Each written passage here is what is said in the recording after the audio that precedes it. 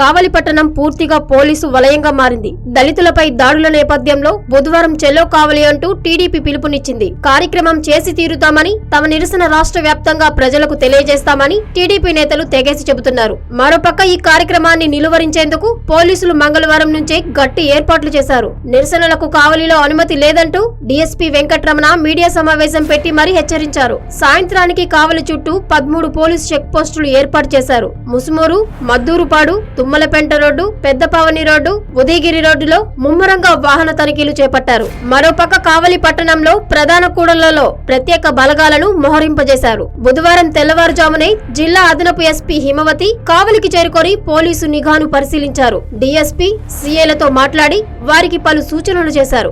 మరోపక్క టీడీపీ ప్రధాన నేతల సెల్ ఫోన్లు, సిగ్నల్స్ ఆధారంగా గుర్తించి ముందస్తు అరెస్టులు చేస్తున్నారు. ఇందుకు ఒక ప్రత్యేక విభాగాన్ని నియమించారు. ఇతర నియోజకవర్గాల నుంచి కావలికి రాకుండా అక్కడ కూడా టీడీపీ నేతలను అరెస్టుల పర్వం కొనసాగిస్తున్నారు. టీడీపీ ఎస్సీసెల్ రాష్ట్ర అధ్యక్షులు ఎంఎస్ రాజును అర్ధరాత్రి దాటాక వింజమూరు వద్ద వెంటాడి అరెస్టు చేశారు. ఇతనిని ప్రకాశం జిల్లాకు తరలించారు. అడ్డుకోబోయిన వింజమూరు టీడీపీ నేతలను అరెస్టు చేసి దుత్తులూరు పోలీస్ స్టేషన్ కు తరలించారు. చెలో కావలి కార్యక్రమాన్ని ఏ విధంగానైనా నిలువరించాలని పోలీసులు కావలి పట్టణాన్ని అష్టదిగ్బంధనం చేశారు. దీనిని టీడీపీ ఏ విధంగా అధిగమిస్తాదో చూడాలి.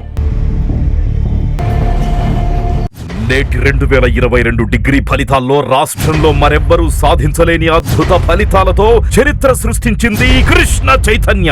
బిఎస్సిలో ఏకంగా 100% మార్కులతో కృష్ణ చైతన్య స్టేట్ రికార్డ్. బీసీఏలో 99.5%, బీబీఏలో 98.5% మరియు బీకాంలో 96.5% మార్కులతో అన్ని గ్రూపుల్లోనూ యూనివర్సిటీ టాపర్ గా మరోసారి చరిత్ర సృష్టించింది కృష్ణ చైతన్య.